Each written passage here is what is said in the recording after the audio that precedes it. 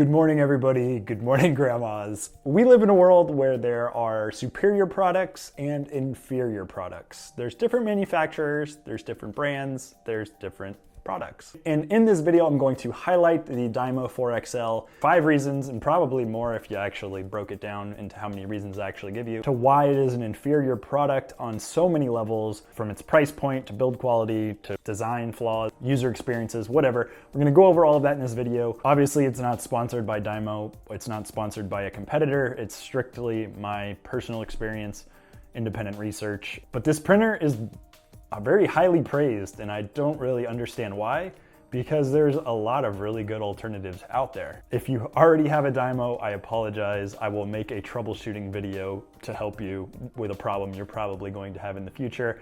And if you haven't bought a Dymo, don't buy one. If you're on the fence, please don't buy one. I hope you enjoy this video. Thanks for watching. Reason number 1, Dymo cannot agree on how much their printer costs. If you look on Amazon, Camel, which is like a price tracker, it varies from about $100 all the way up and above $300. So it fluctuates depending on the moons, depending on the stars, the gravitational pull from the moon, I don't know. But the price fluctuates. If you go to Dymo's website, it's $279.99 all the time. And if you go to Office Depot's website, it's over $300, which makes me want to throw up in my mouth because that's just absolutely absurd and disgusting of a price for this printer. They also run some sort of buy 6 rolls of their proprietary branded labels and you get a free printer because, I don't know. They just can't decide on the price of the printer. It fluctuates. Regardless of the price of features, value is not there, and we'll get into that later on in the video. Okay, we're getting into reason number 2, and that is multiple design flaws. The first, I would say, is just cheap build. It has a very chintzy feel. If you've ever held one of these things and you've ever held something that's actually quality, you know there's a big difference between the two. There's a lot of flex in the plastic. It just does not feel like quality at all. It feels cheap. This is the power button. You have to unplug it if you don't want the thing on.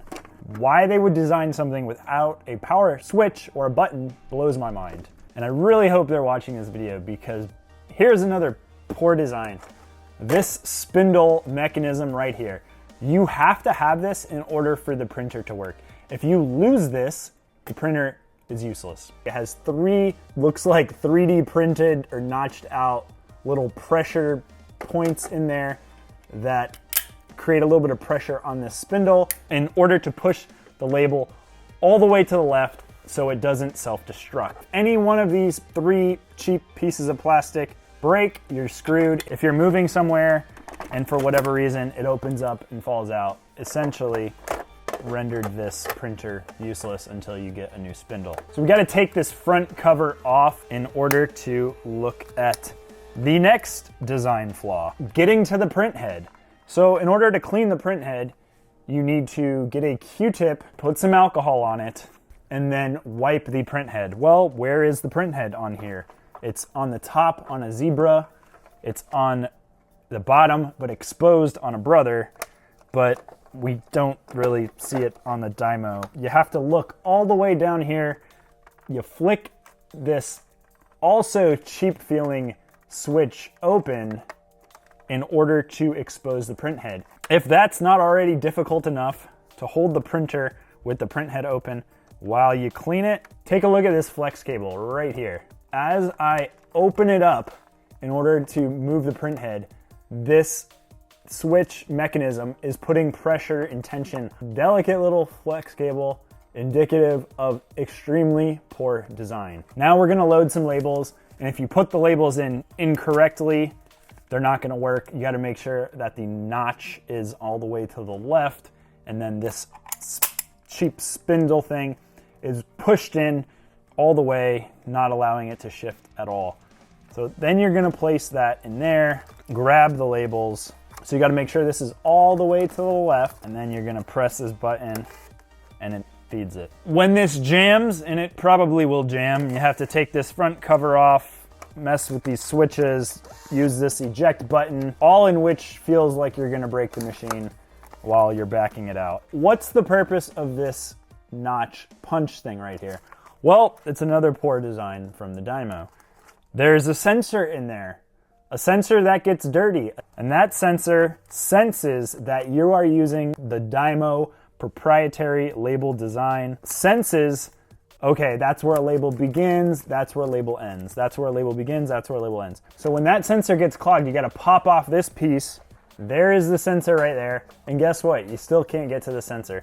You're gonna have to run a business card soaked in alcohol through it, push it through it to try to clean the underside of the sensor, which is not that easy to do. I've had people reach out to me on Instagram that have been trying to clean that sensor for hours without any luck. Poor design. Sorry, Dymo, that is a poor design. Any one of these chintzy little nub contact points breaking is going to render your printer useless. And guess what? Replacement parts are not available on Dymo's website. Switching label sizes is kind of a pain. You have to pull that out, pull this out, pull that out, pull that out, and you gotta kind of remember which way that they go. I think it's this way. That goes there, and then you push that all the way in. That goes on there, and then you load it. And the only reason it looked not as bad is because I've done this a lot of times. The whole spindle system is really not that good of a design. Anytime you have any issues with this printer, Dymo just blames it on third-party labels. They're not even gonna warranty or cover a malfunction with non-Dymo labels. So they're really stressing that you buy their overpriced labels for their overpriced printer to give them a constant revenue stream rather than buying your own third-party labels, or rather them designing a printer that was non-proprietary to begin with. So I hope you enjoyed a few of the design flaws with the Dymo 4XL. So reason number 3 you should not buy the Dymo 4XL is because we live in a mobile world. I want to print labels off of my phone. This is not capable of doing that. The technology is from 2004, it's antiquated.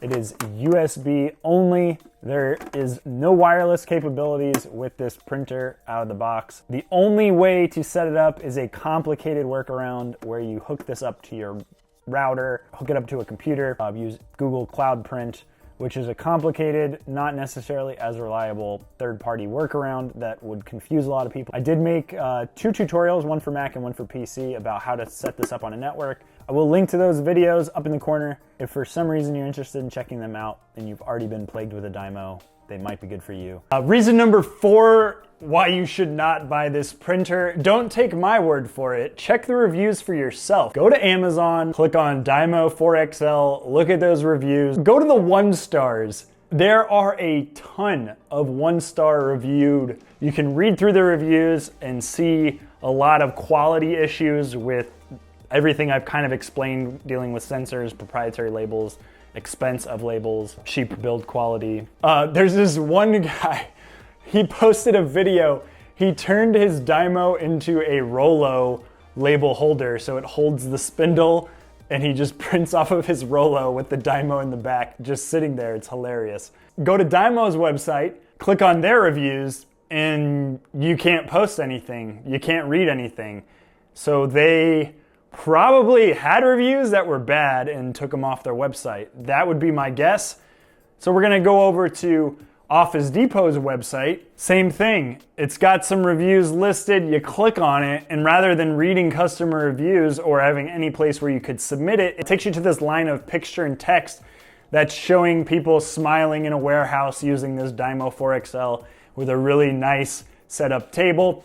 That's never gonna happen. This is not a commercial printer. It's not made for the warehouse type. It's not made for commercial printing. It's not gonna link to UPS or FedEx websites for commercial customization uses like they're portraying in those setup photos. Last but not least, reason number 5, this is pretty much the nail in the coffin, and none of these other reasons would make sense without reason number 5, and that is there are better options out there. If Dymo 4XL was the only contender, then I would say, yeah, there's nothing really to compare value and price and functions and features and reliability. None of that can be compared. They're the only ones in the market, but that is not the case. There are other printers out there. My recommendation, if you're looking for something less than $100, you could scoop up a Zebra LP2844 off of eBay. Check out the video in the corner there. I go through that printer. It's an awesome printer.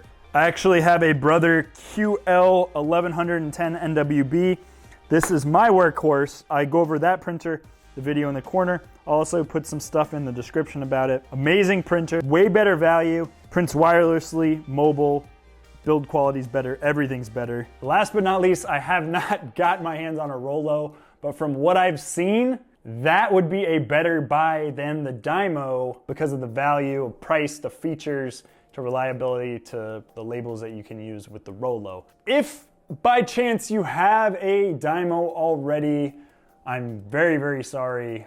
In conclusion, the Dymo 4XL is the most inferior label printer that's regularly marketed or known within the shipping at home, eBay community, Poshmark, Amazon community. Feature, function, price, build quality, everything is inferior when you go with the Dymo 4XL. And if you've had a good experience with the Dymo printer, I'd love to hear about it in the comments. If you've had a terrible experience with the Dymo printer, I would also love to hear about it in the comments. Don't forget to give this video a big thumbs up. Thanks again for watching, and I will talk to you guys in the next video. Bye.